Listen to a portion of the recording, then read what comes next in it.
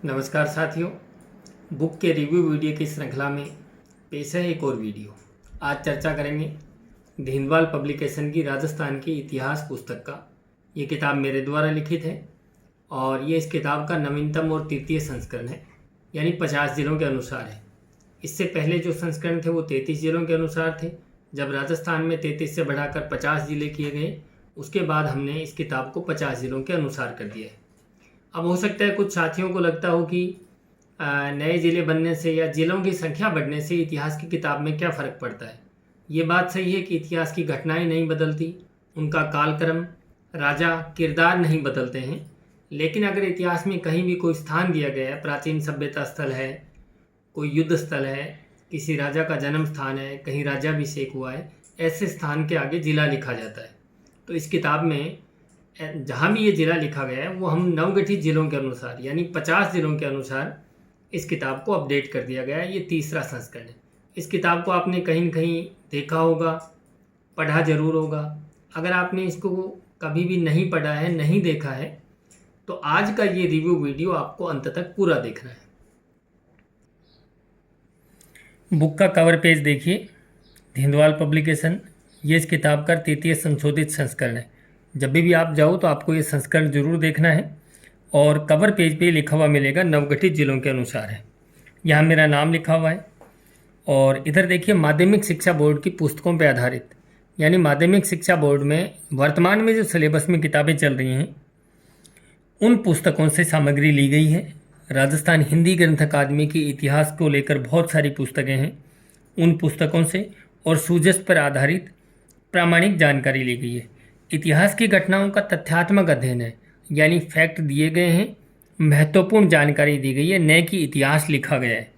और पुरानी परीक्षाओं के प्रश्न शामिल हैं। ये इस किताब का अंदर का पेज। ये हमारी अन्य किताबें, भूगोल की ऑब्जेक्टिव, इतिहास की ऑब्जेक्टिव, कला संस्कृति ऑब्जेक्टिव, वस्तुनिष्ठ प्राचीन भारत का इतिहास, धीरज शर्मा हैं असिस्टेंट प्रोफेसर, उनकी ऑब्जेक्टिव बुक है ये। राजस्थान पुलिस सब इंस्पेक्टर के लिए हिंदी नथुराम जी की और मेरी, और सेकंड ग्रेड के लिए शिक्षा मनोविज्ञान नरेंद्र जी सर की, और ये थर्ड ग्रेड के लिए जीके का पहला भाग और दूसरा भाग ये शैक्षिक प्रदर्शन, और ये सब इंस्पेक्टर और कांस्टेबल के लिए महिला बाल अपराध। ये किताबें हमारी चलती हैं, तो आप इनसे भी ज़रूर परिचित होंगे। राजस्थान का इतिहास, ये जैसा अक्सर धिंदवाल पब्लिकेशन की किताबों पे आप देखते हो, मोहर लगी होती है, उस पर नंबर लगे हैं और हस्ताक्षर किए हुए हैं। ये पहचान है कि ये किताब ओरिजिनल है। अगर इस तरीके से हस्ताक्षर नहीं है, मोहर नहीं लगाई रखी है, इसका मतलब वो किताब नकली है, हमारे प्रकाशन से नहीं है। बुक का कोड लिख रखा है, मूल्य है 600 रुपये। तो पहली बार में आप अगर 600 देखोगे तो ये किताब का रेट ज़्यादा लगेगा, लेकिन ये डिस्काउंट के आधार पे है। तो ये किताब आपको बुक स्टोर पे लगभग 250 या 260 रुपये में मिलेगी। तीसरा संस्करण है, ये भूमिका लिखी गई है, किताब के बारे में बताया गया क्या क्या चीज़ें। तो ये आपको पढ़ने की आवश्यकता नहीं है, ये तो मैं आपको वैसे ही बताने वाला हूँ आगे। किसी भी किताब की इंडेक्स होती है, विषय सूची, वो बहुत महत्वपूर्ण होती है। इस किताब की इंडेक्स देखिए। सबसे पहला टॉपिक है राजस्थान के इतिहास के स्रोत, उसमें शिलालेख दिए गए हैं। ये टॉपिक 23 पेज का है। शिलालेख, फारसी भाषा के लेख, ताम्रपत्र। देखो, फारसी भाषा के लेख और ताम्रपत्र से प्रश्न कम आते हैं, तो हमने भी इसमें बहुत ज़्यादा नहीं है, कुछ महत्वपूर्ण ताम्रपत्र लिए गए। सिक्कों और मुद्राओं से प्रश्न आते हैं। प्राचीन सभ्यताएं हैं, 24 से 39 पेज तक ये लिया गया है। प्राचीन पौराणिक ऐतिहासिक स्वरूप और जनपद, ये 5 पेज का टॉपिक है। राजपूतों की उत्पत्ति 3-4 पेज में। गुज्जर प्रतिहार 52 से 58 तक लगभग 7 पेज में। चौहान राजवंश, मेवाड़ का गोहिल, आमेर के कछवाहा, मारवाड़ का राठौड़ और बीकानेर का राठौड़, ये 4 बड़े राजवंश और हैं। जाट राजवंश का अलग टॉपिक दिया गया है, इसमें से भी प्रश्न कम आते हैं। हालांकि इस बार असिस्टेंट प्रोफेसर इतिहास में जाट राजवंश से 3 प्रश्न आए। राजस्थान के अन्य महत्वपूर्ण राजवंश, इसकी भी चर्चा करेंगे, हालांकि यहाँ से भी प्रश्न कम आते हैं। राजस्थान में मध्यकालीन प्रशासन एवं सामंती व्यवस्था, राजस्थान में मराठा हस्तक्षेप, अंग्रेजी प्रभुत्व एवं उनके प्रभाव, राजस्थान में 1857 की क्रांति और क्रांति के बाद सुधारों और राजनीतिक चेतना का काल, राजस्थान के जनजाति एवं किसान आंदोलन, राजस्थान के जनजाति और किसान आंदोलन दिया गया है। राजस्थान में सामाजिक एवं राजनीतिक संगठन, प्रजामंडल और स्वतंत्रता आंदोलन, राजस्थान का एकीकरण, राजस्थान के प्रमुख ऐतिहासिक व्यक्तित्व एवं स्वतंत्रता सेनानी और राजस्थान के इतिहास प्रसिद्ध महिलाएं। यानी लगभग 23 टॉपिक दिए गए। इसमें राजस्थान इतिहास के सभी टॉपिक कवर होते हैं। 312 पेज, यानी 300 से थोड़ा ही अधिक मानो, 312 पेज की ये किताब है। अब देखिए राजस्थान के इतिहास के स्रोत। सबसे पहले शिलालेखों के बारे में सामान्य जानकारी, और जो राजस्थान का सबसे प्राचीन शिलालेख है बर्दली शिलालेख, वहाँ से स्टार्ट करके अशोक के शिलालेख, भाबरू, बैराठ, नगरी, गोसुंडी, बिचपुरिया। शिलालेख के टॉपिक में ऐसा है कि अगर आप छोटी परीक्षाएं जैसे कांस्टेबल, पटवार जैसी परीक्षाएं, उसमें कुछ कुछ फेमस है, जैसे गोसुंडी वाला है, बिजोलिया है, उन्हीं के प्रश्न आते हैं। बाकी जैसे असिस्टेंट प्रोफेसर परीक्षा है, सेकंड ग्रेड है, या आप स्कूल व्याख्याता इतिहास की तैयारी कर रहे हो, तो उसमें शिलालेखों के प्रश्न आते हैं। क्योंकि एक कॉमन बुक है, सभी परीक्षाओं में काम आते हैं, सभी परीक्षाओं के लिए समान रूप से उपयोगी है, और छोटी परीक्षाओं के अलावा बाकी परीक्षाओं में शिलालेखों से प्रश्न आते हैं। इसलिए हमने शिलालेख भी दिए हैं, लेकिन प्रमुख प्रमुख शिलालेख दिए हैं। जैसे बसंतगढ़ है, आपने सभी ने सुना है। कंसवा का लेख के बहुत सारे प्रश्न आते हैं। मानमुरी का शिलालेख है, सामोली अभिलेख है, घटियाला के शिलालेख हैं, इनके प्रश्न आते रहे हैं। हरिकेली नाटक है, कुमारपाल का शिलालेख है, सुंधा पर्वत अभिलेख है, तो इनका। और रणकपुर प्रशस्ति, कीर्ति स्तंभ प्रशस्ति से आप सभी परिचित हो। कुंभलगढ़ की प्रशस्ति है, बीकानेर की प्रशस्ति है, जो महाराजा राय सिंह के समय बीकानेर के किले के प्रवेश द्वार सूरजपोल पे लगी हुई है। तो प्रमुख प्रमुख शिलालेख दिए हैं। अगर आप यहाँ से इन शिलालेखों के बारे में पढ़ते हो तो आगे आपको राजाओं के बारे में, प्रमुख घटनाएं और कौन सा शिलालेख किस राजा के समय का है, इन सारी चीज़ों की जानकारी मिलती है। फारसी शिलालेख बहुत थोड़े दिए गए, यहाँ से स्टार्ट करके यहीं तक कुछ कुछ प्रमुख हैं। इनमें से प्रश्न भी बहुत कम आते हैं। राजस्थान के प्रमुख दानपत्र और ताम्रपत्र, ताम्रपत्र भी लगभग 1-1.5 पेज में दिए गए हैं। सिक्कों के प्रश्न बहुत आते हैं, और सिक्कों में देखो, अगर आहड़ की खुदाई में मिले हैं तो उनका अलग जिक्र किया गया है। इंडो-सेसेनियन सिक्के अलग हैं, रेड से मिले हैं, पंचमार्क सिक्के हैं, मालव जनपद के सिक्के हैं, बैराठ, सांभर, कुषाण सिक्के गुप्तकालीन गुर्जर प्रतिहारों के, चौहानों के रंग महल में मिले हैं जो। और उसके बाद देखो राजस्थान की रियासतों के अनुसार ऐसे लिखे हैं कि मेवाड़ रियासत में कौन कौन से प्रचलित थे। डूंगरपुर, प्रतापगढ़, बांसवाड़ा, जोधपुर राज्य के, बीकानेर राज्य के और जयपुर राज्य के। झारसाई से आप परिचित हैं, बहुत बार झारसाई के प्रश्न आते हैं। बूंदी, और बूंदी से लेकर यहाँ तक शाहपुरा तक। अंत में एक सूची अलग दे दी गई है कि कौन सी रियासत में कौन कौन से सिक्के चलते थे। अक्सर हमारी सभी किताबों में आप देखोगे, इसमें भी प्रत्येक टॉपिक के बाद एक नोट्स पैटर्न में टेबल बना दी गई है। यहाँ से आपका संक्षिप्त रूप में रिवीजन हो जाता है। अगर आप इस टेबल को आप ढंग से याद कर लेते हो तो लगभग परीक्षाओं में प्रश्न यहीं से कवर हो जाता है। पूरा लेखीय सामग्री से प्रश्न आते हैं कई बार। परवाना को लेकर है, हकीकत भाई है, निशान है, सनद, असिस्टेंट प्रोफेसर में, स्कूल व्याख्याता में, सेकंड ग्रेड में, असिस्टेंट प्रोफेसर में ये शाद हजूर का प्रश्न आया था इस बार। ये कुछ बहियाँ हैं, और पुरानी परीक्षाओं के प्रश्न क्रमबद्ध रूप से दिए गए हैं, यानी जो लेटेस्ट हैं वो ऊपर, और उसके बाद में आगे 2021 तक। ज़्यादा इसलिए नहीं दिए कि अगर आपको पुरानी परीक्षाओं के प्रश्नों की प्रैक्टिस ज़्यादा करनी है, ज़्यादा प्रश्न चाहिए, तो राजस्थान के इतिहास की एग्जाम रिव्यू किताब हमारी अलग आती है। प्राचीन सभ्यताएं हैं, पुरास्थल हैं, कुछ सामान्य जानकारी दी गई है, और काल विभाजन दिया गया है। प्राक इतिहास काल, आद्य इतिहास, इतिहास, और पाषाण काल के फिर 3 विभाजन हैं, और अलग अलग दिए गए हैं। यानी पाषाण युगीन स्थल राजस्थान में कौन कौन से हैं, बागौर से स्टार्ट होकर के अन्य पाषाण युगीन, यानी जिनके बारे में ज़्यादा डिटेल नहीं मिलती, 1 लाइन मैटर है। धातु काल, बाद में देखिए ताम्र युगीन सभ्यताएं स्टार्ट होती हैं, गणेश्वर। अब ये देखिए, अगर आप कोई प्राचीन किताब पढ़ोगे तो आपको गणेश्वर सभ्यता नीम का थाना लिखा मिलेगा। यहाँ चीज़ें नहीं हैं। डीडवाना सभ्यता, ब्रैकेट में डीडवाना कुचामन, ये कुछ चीज़ें ऐसे हैं। जैसे सोहनपुरा गांव है, तो ये आगे नीम का थाना लिखा हुआ है। दयारामपुरा है, जयपुर ग्रामीण है।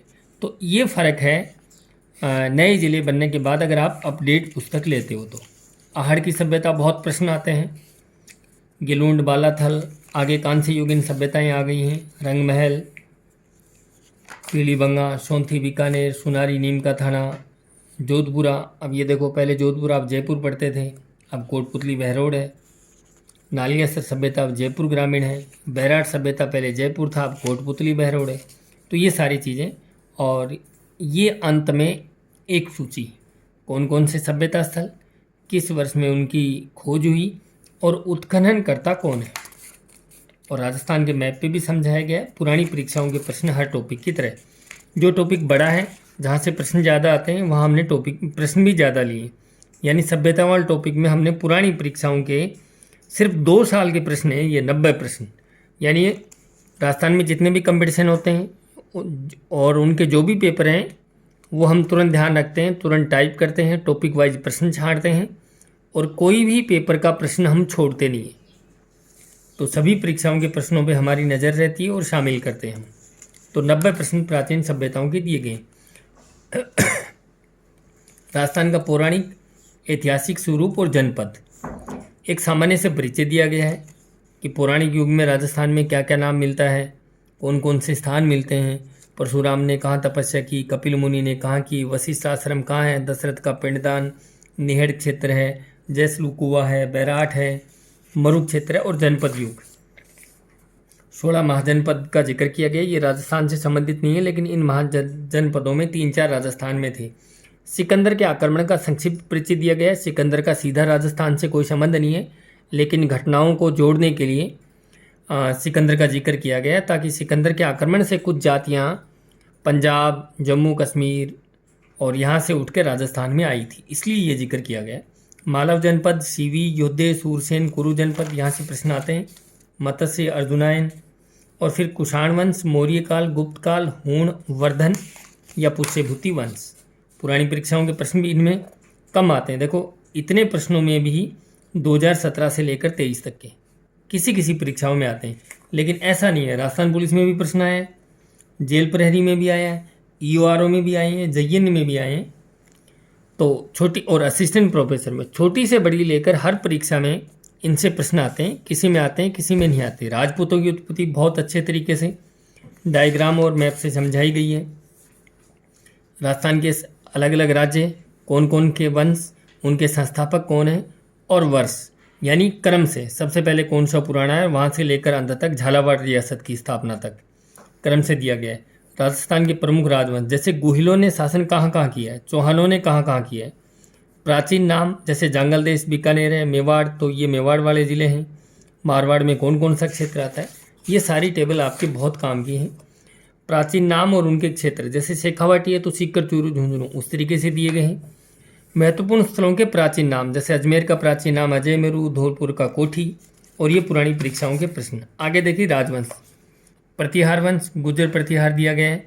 सबसे पहले मंडोर शाखा का जो चौहानों का संस्थापक है, हरिश्चंद्र से स्टार्ट करके। अनावश्यक मैटर नहीं दिया गया, किसी के बारे में 1-2 लाइनें मिलती हैं तो 1-2 लाइनें ही ली गई हैं। जिन राजाओं के समय में ज़्यादा घटनाएं हुई हैं वहाँ ज़्यादा डिटेल से चर्चा है। तो भड़ोज के प्रतिहार का जिक्र किया है, और भीनमाल की शाखा नागभट्ट प्रथम, कक्कुक व देवराज, वत्सराज और नागभट्ट द्वितीय, यहाँ से बहुत प्रश्न आते हैं। और मिहिरभोज का बहुत विस्तार से वर्णन किया गया है। उसके समय कौन से विद्वान थे, यानी सुलेमान है। मिहिरभोज के युद्धों का जिक्र अलग है। और उसके बाद महेंद्रपाल प्रथम, और तो ये गुर्जर प्रतिहार। फिर चौहान देखो, ये वंशवृक्ष बना दिया गया कि सबसे पहले शाकंभरी के हुए, फिर नाडोल के निकले, अजमेर के, जालोर, यहाँ से सिरोही के चौहान, नाडोल वालों से सिवाना के निकले, यहाँ से फिर बूंदी और कोटा के चौहान, और इधर रणथंभौर। तो पूरा एक तरीके से वंशवृक्ष दिया गया है। चौहानों की उत्पत्ति कौन कौन से विद्वान किन से मानते हैं उसका जिक्र किया गया है। और सबसे पहले चौहानों का जो आदि पुरुष है वासुदेव चौहान से प्रारंभ करके, ये यहाँ से लेकर यहाँ तो शाकंभरी के कहते हैं या सांबर के चौहान। इसके बाद अजय राज हुए तो उन्होंने अजमेर बसाया, तो ये अजमेर के चौहान। पूरा विस्तार से दिया गया है। सिर्फ उन्हीं चीज़ों को शामिल किया गया जो परीक्षा में आए हैं पहले या आने की संभावना है। अनावश्यक मैटर नहीं दिया गया। कुछ चीज़ें इंपॉर्टेंट घटनाओं का तारतम्यता बना रहे, या मान लो अगर हम केवल संयोगिता का जिक्र करें और संयोगिता के बारे में कुछ नहीं बताएं तो आपको वो चीज़ कुछ अधूरी सी लगेगी। हो सकता है आप यहाँ से प्रश्न तो बहुत कम आएंगे, लेकिन आपको एक संक्षिप्त पढ़ने के दौरान थोड़ा सा पढ़ना है ताकि संयोगिता के किरदार के बारे में आप अच्छे से जान सको। इच्छिनी या अच्छिनी कुमारी का जिक्र किया गया है। आला उदल का राजस्थान के जीके से सीधा कोई संबंध नहीं है, लेकिन अगर आप इतिहास के विद्यार्थी हो, इतिहास पढ़ रहे हो, तो आपको परिचित होना चाहिए कि आला उदल कौन थे। ये हरिकेली नाटक, ललित विग्रह राज और बिसलदेव रासो 3 प्रसिद्ध रचनाओं का विशेष वर्णन किया गया है। पृथ्वीराज रासो क्या मानता है कि उस पुस्तक के अनुसार, यानी एक संक्षिप्त सा वर्णन दिया गया है कि पृथ्वीराज चौहान की मृत्यु कैसे हुई, पृथ्वीराज तृतीय का मूल्यांकन, उसके दरबारी कौन कौन से हैं, और नाडोल के चौहान बहुत संक्षिप्त।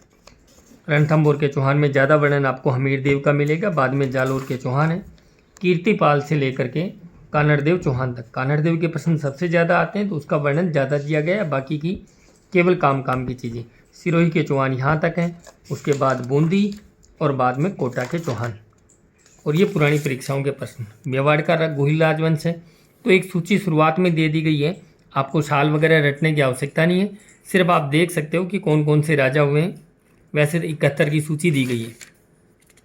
गोहिल वंश का सामान्य परिचय और थोड़ी सी पृष्ठभूमि दी गई है कि किस प्रकार से गोहिल राजवंश का उदय होता है, किन किन शिलालेखों में उसका जिक्र मिलता है, कौन कौन से विद्वान उनकी उत्पत्ति किन से मानते हैं। शिलादित्य और ये गोहिल है, यहाँ से स्टार्ट करके जिन राजाओं के संबंध में, जैसे सील का जिक्र इसलिए किया है, सामोली शिलालेख में इसका जिक्र मिलता है।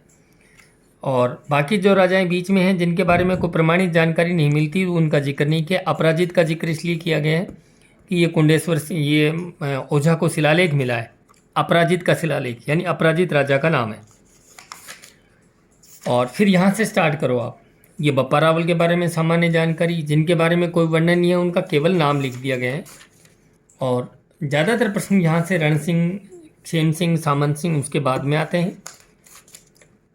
पद्मावत का सारांश दिया गया है थोड़ा सा, और उससे पहले राणा शाखा थी, यहाँ सिसोदिया शाखा प्रारंभ होती है। हमीर, क्षेत्र, महाराणा लाखा, मोकल, कुंभा के बाद में डिटेल से प्रश्न है। और कुंभा, सांगा, प्रताप, इनसे बहुत प्रश्न आते हैं। और एक राज सिंह, इनके बारे में तो उनका विस्तार से वर्णन दिया गया है।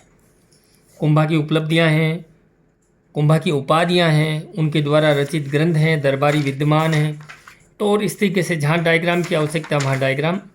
अब मैं इस वीडियो को ज़्यादा लंबा नहीं करना चाह रहा, और ज़्यादा अगर आपको विस्तार से देखना है तो हमारी हर पुस्तक के अंत में ये एक नंबर दिया होता है। इस नंबर पे आप मैसेज करोगे और किताब का नाम लिखोगे कि मुझे सैम्पल पीडीएफ चाहिए, तो हम किताब की सैम्पल पीडीएफ देंगे।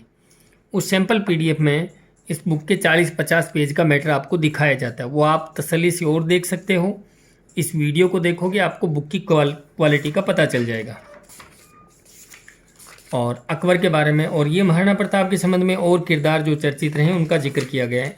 महाराणा प्रताप, हल्दी घाटी के युद्ध का वर्णन, किस प्रकार से हल्दी घाटी युद्ध का मैदान, ये प्रताप की सेना और कौन कौन से वीर, और इधर अकबर की सेना, हरावल भाग में कौन था, रिजर्व सेना किस तरफ थी, दाएं भाग में कौन सा था, पूरा एक डायग्राम से समझाया गया है। चलिए चलते हैं आगे। महाराणा राज सिंह, महत्वपूर्ण चीज़ें दी गई हैं। और पुरानी परीक्षाओं के प्रश्न यहाँ से लेकर यहाँ तक 44 प्रश्न दिए गए हमने। फिर उसी तरीके से आमेर का कछवाहा वंश और मानसिंह प्रथम का बहुत विस्तार से वर्णन है। तो पूरी किताब एक व्यवस्थित पैटर्न में है, अनावश्यक चीज़ों को शामिल करने से बचा गया है। सवाई जयसिंह के समय का वर्णन है, देखो उनकी पुस्तकें हैं, 5 वेधशालाएँ हैं, जयपुर शहर बसाया। महत्वपूर्ण चीज़ों को अलग बॉक्स में, आपको ये पूरी किताब कहीं भी बोरियत का एहसास नहीं होने देगी, रोचकता आपकी बनी रहेगी। और घटनाओं को एक कालक्रम में लिखा गया है, ऐसे नहीं कि सवाई राम सिंह की तृतीय के समय की कोई घटना बाद में हुई है वो पहले लिख दी, पहले हुई है वो बाद में लिखी है। पूरी किताब में इस तरीके से आपको कहीं नहीं मिलेगा। जो घटनाएं पहले हुई हैं वो पहले लिखी गई हैं, जो घटनाएं बाद में हुई, यानी एक क्रमबद्ध ढंग से आपको एक कहानी के रूप में इतिहास प्रस्तुत किया गया है। ये पुरानी परीक्षाओं के प्रश्न हैं। मारवाड़ का राठौड़ राजवंश, एक सूची दिया गया है, राठौड़ों की उत्पत्ति कौन कौन कैसे कैसे मानते हैं, और सीधे राव सिंहा से स्टार्ट करके अंत तक। राव जोधा, मालदेव का बहुत वर्णन मिलता है, राव चंद्रसेन का, और ये राव चंद्रसेन का टॉपिक सेकंड ग्रेड में भी लगता है। बाद में सूर सिंह, गद सिंह हैं। ये देखो अमर सिंह राठौड़ शासक नहीं रहे मारवाड़ के, लेकिन अमर सिंह राठौड़ मारवाड़ के राठौड़ वंश से संबंधित हैं, यानी गद सिंह के पुत्र थे। तो इनका राजस्थान के इतिहास में जिक्र आता है, तो उनको एक अलग बॉक्स में बता दिया गया है। जसवंत सिंह प्रथम, दुर्गादास राठौड़ का गोराधाई का जिक्र, ये मारवाड़ का राष्ट्रगीत था दूसरा, उनका जिक्र किया गया है। महत्वपूर्ण घटनाओं को अलग दर्शाया गया है। और अंत में महाराजा हनुमंत सिंह, जो एकीकरण के समय जोधपुर के शासक थे। ये पुरानी परीक्षाओं के प्रश्न हैं। आप आराम से वीडियो को रोक के जूम करके प्रश्न, उनके उत्तर किन किन परीक्षाओं के शामिल किए गए हैं, ये सारी चीज़ें आप देख सकते हो। बीकानेर का राठौड़ राजवंश है, राव बीका से लेकर अंत तक महाराजा गंगा सिंह तक, ये पुरानी परीक्षाओं के प्रश्न हैं। जाट राजवंश से प्रश्न कम आते हैं। इस बार असिस्टेंट प्रोफेसर में 3 प्रश्न जरूर आए हैं। तो संक्षिप्त सा दिया गया है 3-4 पेज में, जिसमें भरतपुर और धौलपुर दोनों के जाट राजवंश का जिक्र है। राजस्थान के अन्य राजवंश में कई बार ऐसे आ जाता है, परमार है, जैसे आबू के परमारों का संस्थापक कौन है, ये प्रश्न आया हुआ है धूमराज का। तो ये देखो बहुत छोटे छोटे दिए गए हैं, जालोर के परमार, मालवा के परमार, ये वागड़ के परमार हैं। जैसलमेर का भाटी राजवंश है। तो भाटी राजवंश में वो शासक जिन्होंने किला बनाया या 3 शासकों के समय साके हुए हैं, अर्ध साका हुआ है लूणगढ़ के समय। तो संक्षिप्त दिया गया है। करौली के यदुवंश, चावड़ा, टोंक का मुस्लिम, झालावाड़ के झाला, अलवर के कछवाहा, शेखावाटी के कछवा, किशनगढ़ का राठौड़, डूंगरपुर के गोहिल। संक्षिप्त सा मैटर है, यहाँ से प्रश्न कम आते हैं। बांसवाड़ा का गोहिल वंश, प्रतापगढ़ का गोहिल वंश, और ये अंत में एक सारांश। राजस्थान में कौन से इतिहास के वो कौन कौन से किरदार हैं जो पितृहंता हुए हैं, यानी जिन्होंने अपने पिता की हत्या की है। जैसे उदा ने अपने पिता कुंभा की हत्या की, मिहिर भोज ने अपने पिता रामभद्र की हत्या की थी। राजस्थान के सारे साके किस साल हुए हैं, आक्रमण करने वाला कौन था, वहाँ का उस किले का या उस रियासत का शासक कौन था, केसरिया किसने किया, जौहर किसने किया, और कोई विशेष वर्णन, ये सारा। और राजस्थान के अलग अलग शासकों की उपाधियाँ, जैसे हसमत वाला राजा, राव मालदेव। ये सूचियाँ आपके बहुत काम की और यहाँ से सीधे प्रश्न आते हैं। आगे देखिए, मध्यकालीन प्रशासन व सामंती व्यवस्था। केंद्रीय प्रशासन, शासक, सामंत, प्रधानमंत्री, मुसाही, बख्शी, ये अलग अलग पद हुआ करते थे उस समय। मुत्सदी कौन होता था, सिकदार कौन होता था, और ये स्थानीय प्रशासन उसमें कैसे थे। राजस्व व्यवस्था देखोगे, ग्राम प्रशासन, राजस्व व्यवस्था, कर निर्धारण की प्रणालियाँ कौन कौन सी थी, भू राजस्व निर्धारण की प्रणालियाँ, और इनमें शब्दावली में प्रश्न आते हैं। बिगोड़ी, ये प्रश्न इस बार आया असिस्टेंट प्रोफेसर में। और भू राजस्व के अलावा भी कौन कौन से टैक्स, कर उस समय वसूले जाते थे, उनका जिक्र है। और ये टॉपिक पूरी तरीके से हिंदी ग्रंथ अकादमी की पुस्तकों से लिया गया है, अतिरिक्त कोई सामग्री शामिल नहीं की गई है। और यहाँ से इस टॉपिक से प्रश्न बाहर जाता भी नहीं है, हमने कई परीक्षाओं में देखा है। राजस्थान की सामंती व्यवस्था, मारवाड़ के, मेवाड़ के, बीकानेर के सामंत। राजस्थान में मराठा हस्तक्षेप का संक्षिप्त सा टॉपिक दिया गया है। बूंदी उत्तराधिकार को संघर्ष को लेकर के मराठाओं का राजस्थान में आगमन होता है। हुरडा सम्मेलन है, राधाभाई की राजस्थान यात्रा है, धौलपुर समझौता है, जयपुर राज्य में हस्तक्षेप, जोधपुर में, यानी जिन जिन रियासतों में हस्तक्षेप किया उनका जिक्र है। अंग्रेजी प्रभुत्व और उनके प्रभाव, यानी अंग्रेजों ने कौन कौन से राजाओं के साथ संधि क्या की और उस संधि का क्या प्रभाव हुआ। जैसे नमक संधि का प्रश्न आया था इस बार, और ये एक सूची दी गई है कि कौन सा राज्य, कौन सा राजा और उनके संधि का वर्ष। चलते आगे। 1857 की क्रांति का टॉपिक बहुत महत्वपूर्ण है, लगभग हर परीक्षा से प्रश्न आते हैं, बहुत व्यवस्थित दिया गया है, यहाँ से प्रश्न बाहर नहीं जाता है हमारी बुक से। ये रियासत, उसमें राजा कौन थे और पॉलिटिकल एजेंट, घटनाओं को उसी क्रम में दिया गया है। तो सबसे पहले नसीराबाद में हुआ है, तो नसीराबाद पहले, फिर नीमच, 6 बड़ी बड़ी छावनियाँ, और अन्य रियासतों में जो घटनाएं हुई वो दी गई हैं। ये मैप है, ये पूरा सारांश है। जो क्रांतिकारी 1857 की क्रांति में जिनके बारे में वर्णन ज़्यादा मिलता है उनको विस्तार से लिखा है, और जिनके बारे में वर्णन कम मिलता है उनको एक टेबल में संक्षिप्त में दे दिया गया है। ये क्रांति के बाद सुधारों और राजनीतिक चेतनाओं का काल। इसमें क्या है, अलग अलग रियासतों में क्या क्या सुधार हुए। प्रमुख दरबार, जैसे लॉर्ड बेंटिक का दरबार अजमेर वाला 1832, मेव ने दरबार लगाया था 1870 का, जॉर्ज पंचम का दिल्ली दरबार है, स्वामी दयानंद सरस्वती का जिक्र है, कांग्रेस की स्थापना है, और अलग क्रांतिकारी घटनाएं राजस्थान में अलग अलग कौन कौन सी हुई। और अंग्रेजों के आगमन से जो शिक्षा व्यवस्था में क्या क्या सुधार हुए, और ये राजस्थान के व्यक्तियों के उपनाम दिए गए हैं। जनजाति और किसान आंदोलन बहुत विस्तार से दिए गए हैं। जो आंदोलन पहले हुआ वो पहले, ये जनजाति आंदोलन, यहाँ से किसान आंदोलन, और किसान आंदोलन में बिजोलिया से प्रारंभ होकर के अंत तक शेखावटी किसान आंदोलन, बीकानेर का ये शेखावटी है, और ये बीकानेर रियासत में दूधवाखारा का किसान आंदोलन। मानचित्र दिया गया है, नवीनतम मानचित्र है, पुरानी परीक्षाओं के प्रश्न है। और ये अलग अलग संगठनों को दो हिस्से में बांट दिया गया है। सामाजिक संगठन अलग हैं, राजनीतिक संगठन अलग हैं। जिनके बारे में ज़्यादा वर्णन है वो विस्तार से लिखा गया है। बाकी जो छोटे संगठन हैं वो सीधे संगठन का नाम, कौन सा स्थान और संस्थापक कौन है। उसके बाद राजस्थान के समाचार पत्र हैं, प्रजामंडल और स्वतंत्रता आंदोलन। तो अलग अलग रियासतों में प्रजामंडल की स्थापना कब हुई, कौन कौन सी घटनाएं हुई हैं, उनको अलग दर्शाया गया है।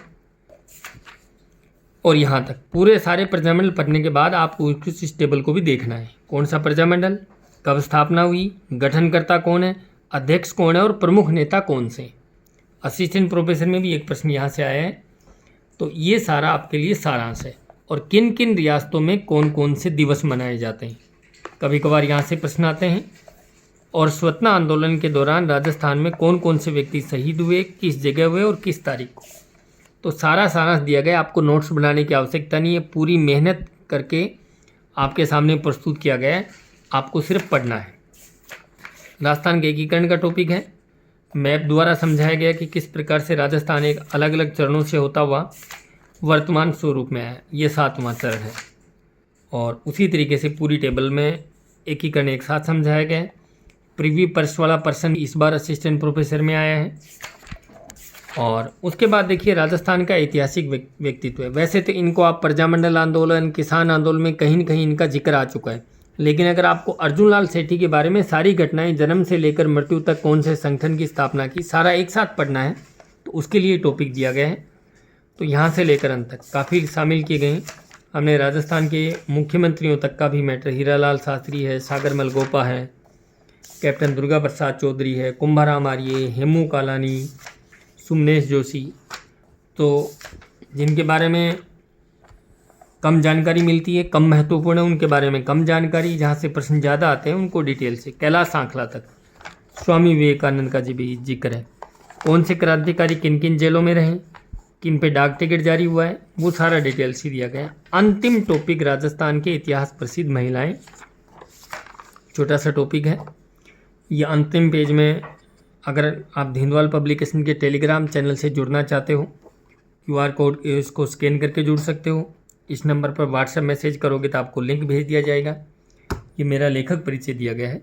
और ये राजस्थान जीके की 5 सबसे लोकप्रिय पुस्तक, एक तो आप देख रहे हो ये, जिसका भी रिव्यू किया है, राजस्थान इतिहास, राजस्थान का भूगोल है, कला संस्कृति है, राजव्यवस्था है और अर्थव्यवस्था। ये 5 किताबों में आपका राजस्थान जीके पूरा होता है और ये प्रत्येक परीक्षा में काम आता है। बुक की मोटाई देख लो आप, लगभग 300 मतलब 312 पेज हैं। 250 या 260 रुपये के आसपास इसका रेट है। तो मैंने ईमानदारी के साथ इस बुक का रिव्यू किया है। प्रत्येक चीज़, प्रत्येक टॉपिक का विस्तार से मैंने वर्णन किया है। अगर आपको वीडियो अच्छा लगे तो अपने दोस्तों के साथ ज़रूर शेयर करें, हमारी ये पुस्तक पढ़ें। नमस्कार दोस्तों।